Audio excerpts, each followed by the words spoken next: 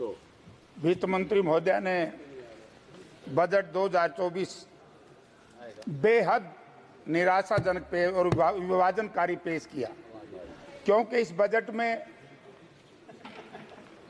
ना किसान को कुछ, ना संविधान का कुछ और ना नौजवान को कुछ, केवल ये चंद धनवानों के लिए बजट बनाया गया है। मैं इसकी घोर निंदा करता हूं। प्रधानमंत्री जी बार बार कहते हैं कि सबका साथ सबका विकास। मैं आपके माध्यम से भारत सरकार के कुछ मंत्री बैठे, इनसे जानना चाहता हूं, जब सबका विकास सबका साथ की आपने चर्चा की तो हरियाणा प्रदेश ने क्या कसूर कर दिया? मंत्री महोदय, हरियाणा प्रदेश की जो पेंडिंग परियोजनाएं हैं, जो यूपीए गवर्नमेंट ने उस वक्त, और हरियाणा प्रदेश में चौधरी भूपेंद्र सिंह हुड्डा मुख्यमंत्री थे, सारी बड़ी महत्वपूर्ण परियोजनाएं थी। इसके अंदर है कैंसर रिसर्च सेंटर, जिसके ऊपर इतनी भारी यहाँ चर्चा हुई। हरियाणा सरकार ने 300 एकड़ से भी ज्यादा जमीन भारत सरकार को दी, लेकिन भेदभाव की दृष्टि को देखते हुए, क्योंकि हरियाणा प्रदेश में कांग्रेस की सरकार थी, केंद्र में एनडीए सरकार थी, हमारा उस एम्स के प्रोजेक्ट को आधा कर दिया। 11 टावर और बनने थे, सारे बंद कर दिए। रिवाड़ी के एम्स को लेकर के पिछले 7 साल से ड्रामा किया जा रहा है, आज तक उसमें ईंट रखने से सिवाय दूसरा कुछ नहीं किया। हमारा हिसार का दूरदर्शन केंद्र, जो उस वक्त में केंद्र में मंत्री था, हमने बनाया था, इन्हें बंद करने का काम किया।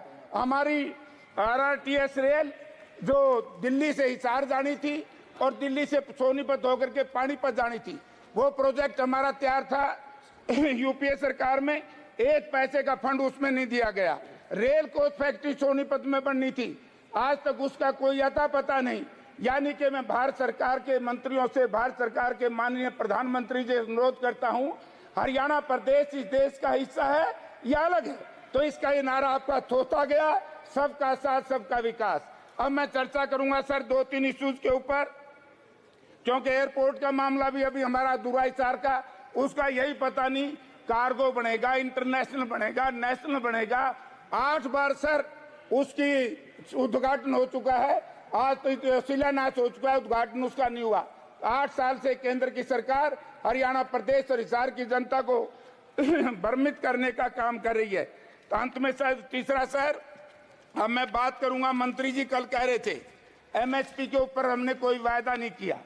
मैं आपके माध्यम से केंद्र सरकार के कृषि मंत्री जी से कहना चाहता हूं कि चिट्ठी है भारत सरकार कृषि व किसान मंत्रालय भारत सरकार, पीएम महोदय, वर्तमान गतिशील किसान आंदोलन से लंबित विषयों के संबंध में समाधान की दृष्टि से भारत सरकार की ओर से निम्न प्रस्ताव पेश किए जाते हैं। जिस दिन महोदय समझौता हुआ, भारत के प्रधानमंत्री एमएसपी पर माननीय प्रधानमंत्री जी ने समय और बाद में कृषि मंत्री जी ने कमेटी बनाने की घोषणा की है। एमएसपी के ऊपर सर आज तक किसान मोर्चे को, संयुक्त किसान मोर्चे के लोगों को उसमें शामिल नहीं किया गया। तीसरा एक मारा था एमएसपी को लेकर के बड़ी बेईमानी है। तीसरा एक दूसरा हमारा मुआवजा, प्रधानमंत्री जी की चिट्ठी है, ये कौन विश्वास करेगा? कौन माननीय प्रधानमंत्री जी की गारंटी को मानेगा? मुआवजे का जहां तक सवाल है, इसके लिए हरियाणा और यूपी सरकार ने सैद्धांतिक सहमति दे दी है। सर 3-3 महीने से किसान धरने पर बैठे हैं हिसार में, आज तक हमारे किसान का मुआवजा नहीं मिला। इससे किसान विरोधी सरकार और क्या हो सकती है? पिछले दिनों आप लोगों ने कहा कि हम एमएसपी की चर्चा मैं करना चाहूंगा। किसान के लिए है प्रधानमंत्री किसान योजना, इसमें 6,000 रुपये दिए सर, 6,000 एक साल के। 6,000 में जिस वक्त ये योजना लागू की गई, डीजल का भाव, किसान निधि 24 फरवरी 2019 को, उस वक्त डीजल का भाव था 65 रुपए प्रति लीटर। 200 लीटर डीजल भर करके उसमें आपने 6,000 रुपये तो वहीं पूरे कर दिए। आज भाव है 100 रुपए, उस वक्त आप 65 रुपए। इस नई वीडियो में ये वीडियो आप सभी शिक्षा मित्र साथियों के लिए बेहद ही महत्वपूर्ण होने वाली है। इस वीडियो में आपके बीच में वर्तमान की एक काफी ज्यादा बड़ी खबर साझा करेंगे। ये खबर आपके अस्थायीकरण के पॉइंट ऑफ व्यू से काफी ज्यादा महत्वपूर्ण है, तो सभी साथी वीडियो को पूरा देखें। चैनल को अभी तक आपने सब्सक्राइब नहीं किया है तो तुरंत ही इसे सब्सक्राइब भी कर लें। अब चलते हैं अपडेट पर। 2019 में भी 6,000 रुपए किसान निधि और आज 2024 में भी जो 6,000 रुपए किसान निधि, ये किसान के साथ बड़ा धोखा है। किसान को एमएसपी लागू कर दो कि हम आपको 6,000 रुपए महीना दे देंगे।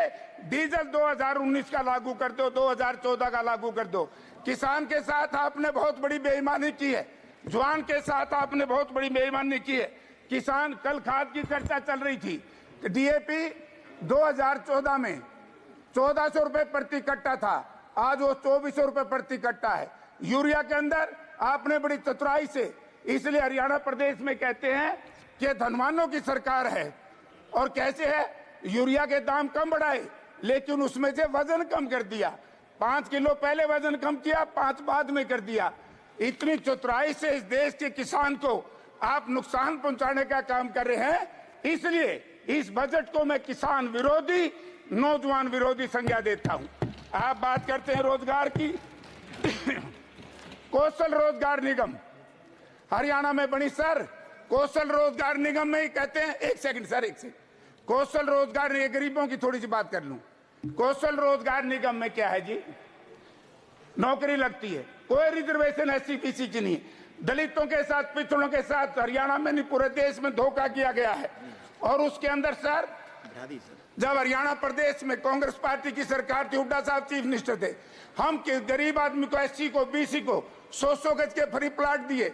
हमने उनके बच्चों को पढ़ाने के लिए वजीफा दिया, स्टाइफंड दिया। हमने हर घर में टूटियों दी। हमारी सारी परियोजनाएं बंद करके आप ये ड्रामा करते हो इस देश के दलित के साथ। मैं कहता हूं कि संविधान की संशोधन, एक सेकंड, नरेगा रागी सर, नरेगा रागी बड़ी जरूरी है। देश का किसान लड़ेगा आपसे भी। जब नरेगा, उस वक्त भी मैं मेंबर पार्लियामेंट था, इस देश में यूपीए सरकार में लाई गई थी, डॉक्टर मनमोहन सिंह उस वक्त प्रधानमंत्री जी थे, तो उस वक्त 60 रुपए मजदूरी थी, आज कुल 200 रुपए। अब मैं कहना चाहता हूं कि माननीय राहुल गांधी जी ने कहा था, यदि देश में इंडिया गठबंधन की सरकार बनेगी हम 400 रुपए करेंगे, और हरियाणा ने कहा था हम 600 रुपए करेंगे। मैं आपके माध्यम से सरकार से निवेदन करना चाहता हूं, मनरेगा की मजदूरी 600 रुपए की